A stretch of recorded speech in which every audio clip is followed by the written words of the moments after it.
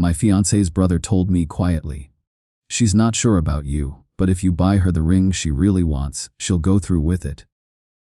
I just smiled. The next day, the venue called her explaining why the deposit in her name was gone. Xavier, 28, a civil engineer, had been with Serafina, 27, a commercial interior designer, for 2 years. We lived in Miami, Florida. It was a city of beautiful facades and deep financial divisions. Our combined income was good, but her demands for a high-status lifestyle kept us constantly stretched. I made about $120,000 and Serafina made about $80,000. We rented a high-end apartment in the Brickell neighborhood. Our life was a constant display. We ate at popular, expensive restaurants like Zuma and drove leased, luxury cars. Our friends were mostly Serafina's image-obsessed colleagues. They constantly reinforced her belief that wealth was measured by visibility. I felt perpetually behind on my saving goals.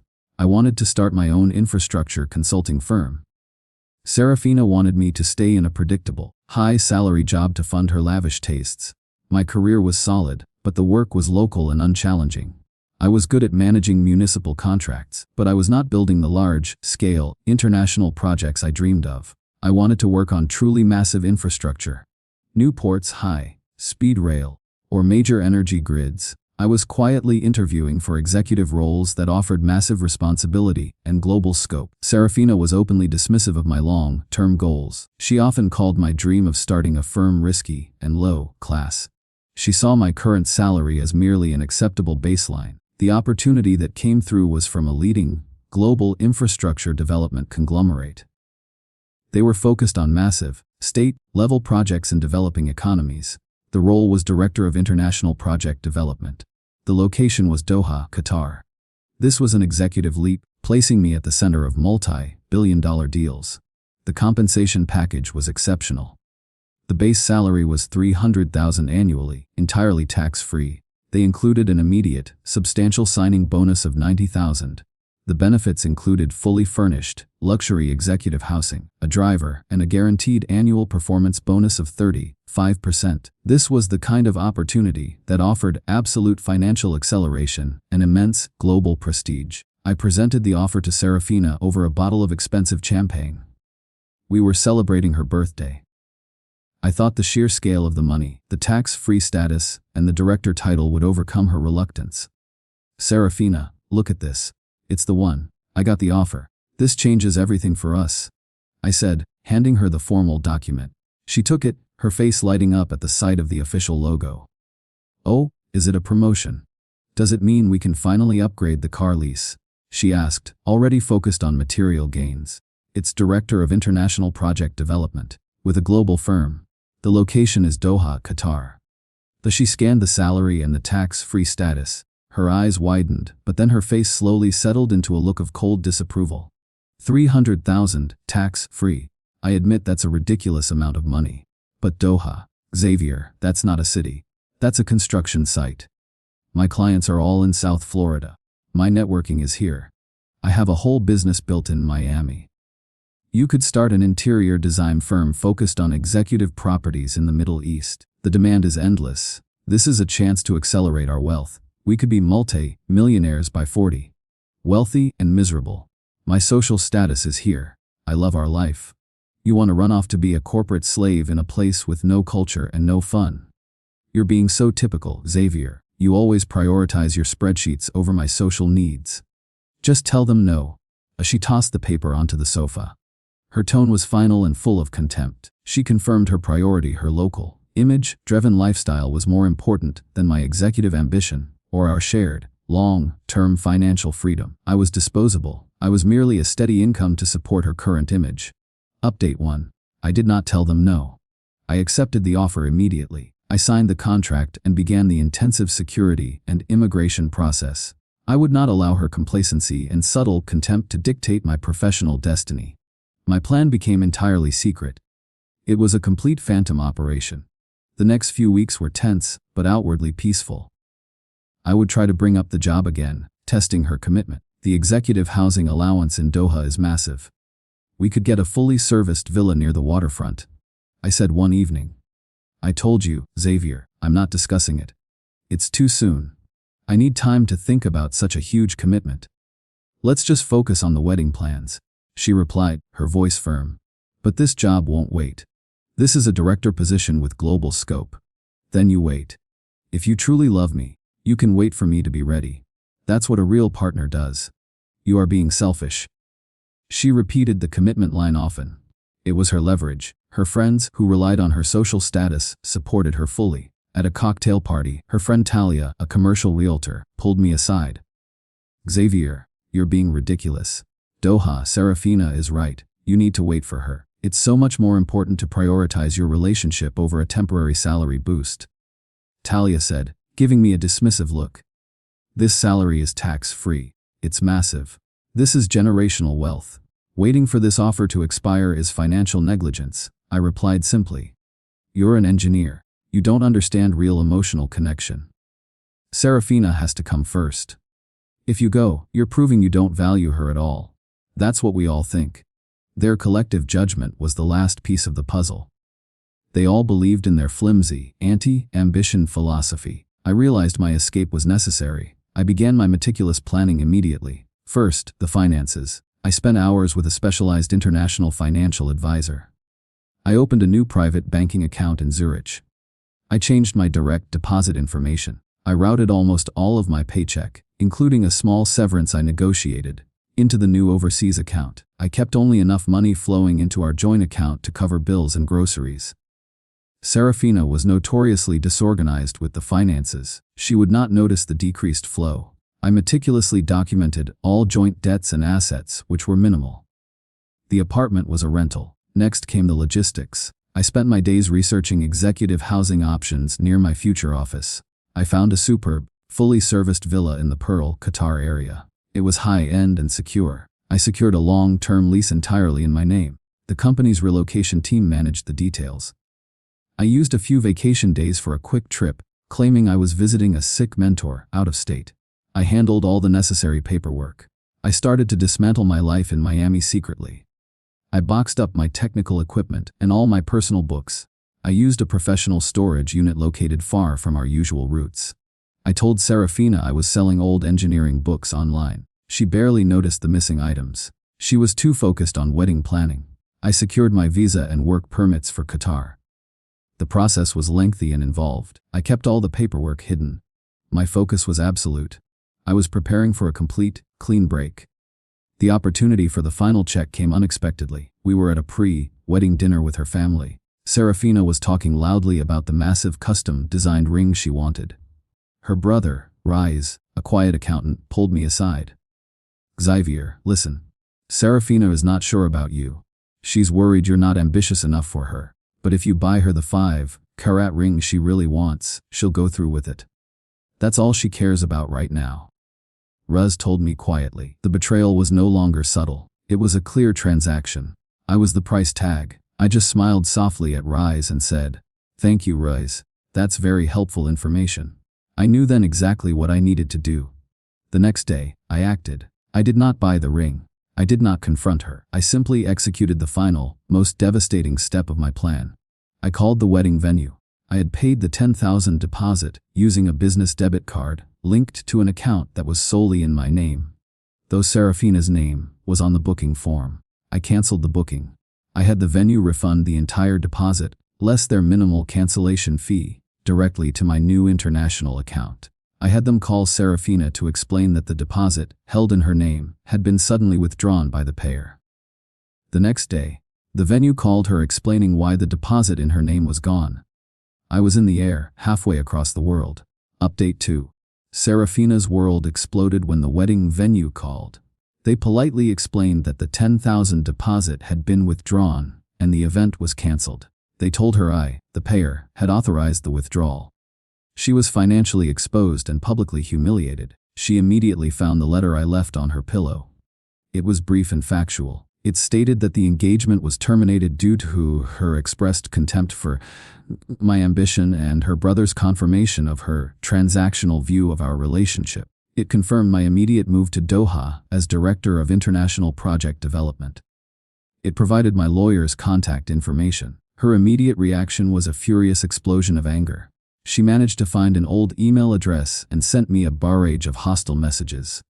You ruined my life. You stole my deposit? You are a cold, calculated monster. Xavier, you will pay for this public humiliation, she wrote. That deposit was for my wedding. You're a thief and a coward. Come back and face me. Another read. I allowed my lawyer to reply once, explaining that my decision was based on her explicit refusal to commit and her documented contempt for my ambition. The lawyer added that all further communication must go through his office. Then came the desperate bargaining. She shifted tone dramatically. She emailed my lawyer, pleading her case. She claimed she would move to Doha immediately. She offered to quit her job and follow me. I instructed my lawyer to ignore her. This was followed by a period of performative depression. I heard through mutual friends that she was posting cryptic, heartbroken messages online. She was seeking sympathy and attention. She was telling everyone that I was a cheap, unstable man who ran off for a ridiculous, low-level job in a distant country. Finally, the spike of pure anger returned. She threatened lawsuits. She threatened to contact my new company's leadership and claim I was unstable. My lawyer preemptively sent her lawyer a letter detailing her behavior and the clear, documented reasons for the split. The legal threats faded quickly. There was nothing for her to claim. My moving day was completely absent of conflict. I was already working in Doha. Serafina had moved out of the apartment and was staying with her best friend. I felt a tremendous sense of liberation. It was the calm of a life salvaged. My new life in Doha was incredibly demanding, but rewarding. The city was a blend of efficiency and futuristic growth. My job as director of international project development was challenging, requiring immense focus. I led a small, elite team. I was respected for my intellect and my strategic vision. I began thriving immediately. I joined a high-level executive sports club. I explored the city's massive infrastructure projects. I made professional friends who respected my ambition. My work success was immediate and profound. My team secured 2 major port expansion contracts. Within 9 months, the conglomerate realized massive returns. I received the guaranteed 35% performance bonus. It was for $105,000, entirely tax-free. I used this cash, combined with my savings, to purchase a beautiful, modern villa in the West Bay district. It was a tangible, undeniable victory. The lies Serafina had been spreading back home began to unravel.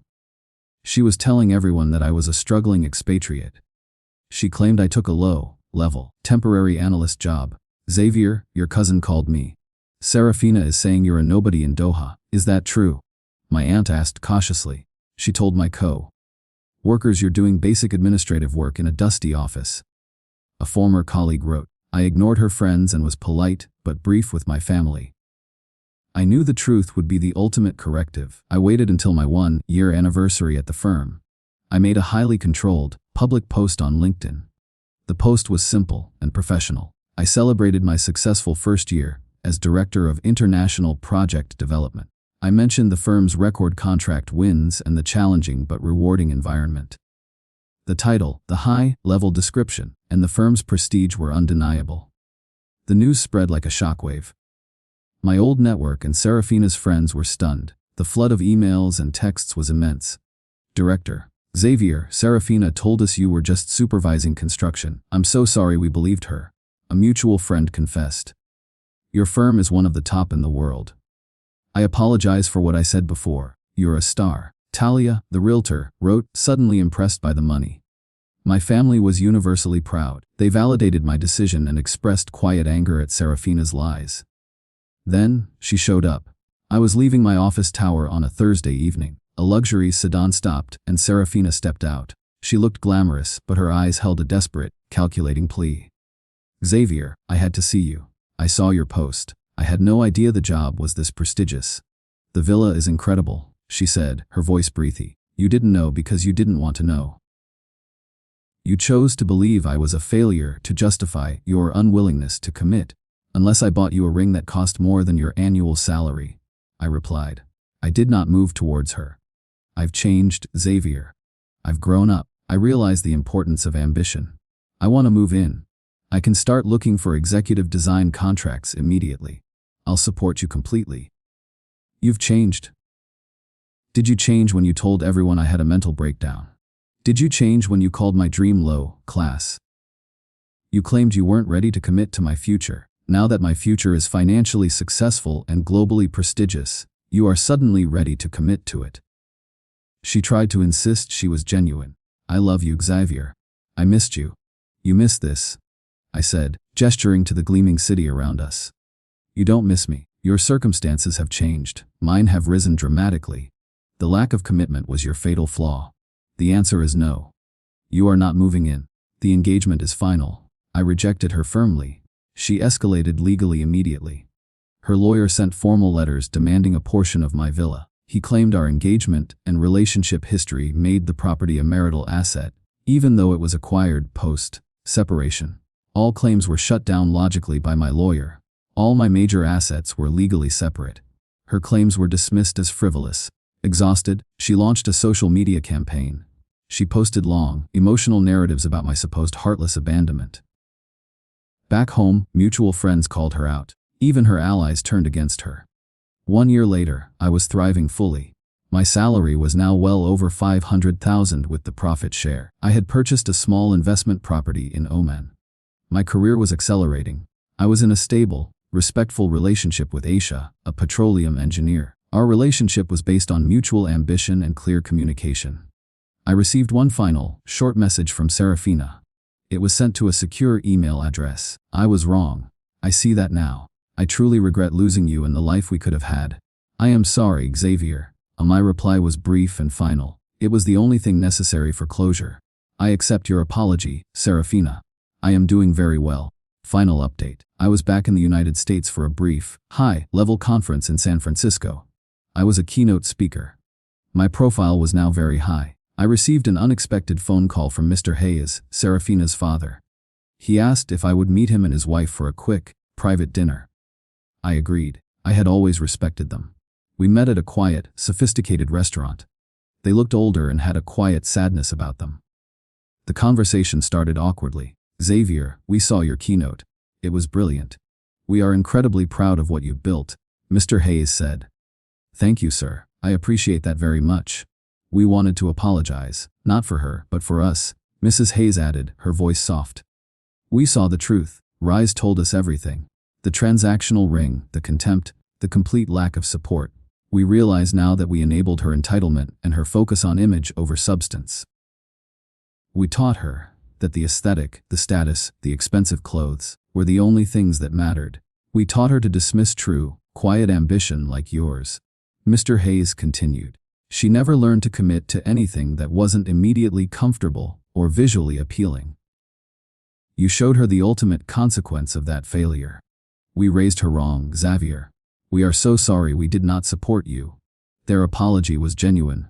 It was a final, complete admission that my rational, ambition-driven path was the correct one. They acknowledged that her value system was entirely flawed. It was the absolute closure I needed. I accepted their apology gracefully. I told them I held no resentment, only a quiet focus on my future. I wished them well and left the restaurant. I reflected on the experience during my long flight back to Doha. The core lesson was simple and powerful. Never allow your future to be held ransom by someone else's terms of comfort or materialism.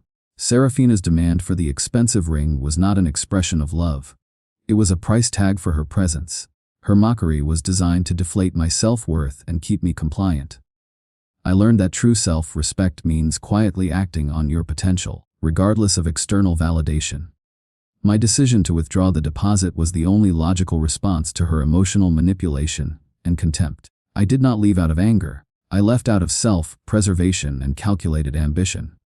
I chose the massive, challenging future she rejected. The revenge was simply the visible consequence of my success. She lost everything she valued: status, wealth, and security. By prioritizing her own fragile comfort, an arrogant belief that I would wait for her, she missed the opportunity to join me in building a truly extraordinary life. I am not a vengeful man. I am a rational man. I created a new life that is secure, meaningful, and incredibly rewarding. I am with a partner, Aisha, who values my intellect and shares my drive.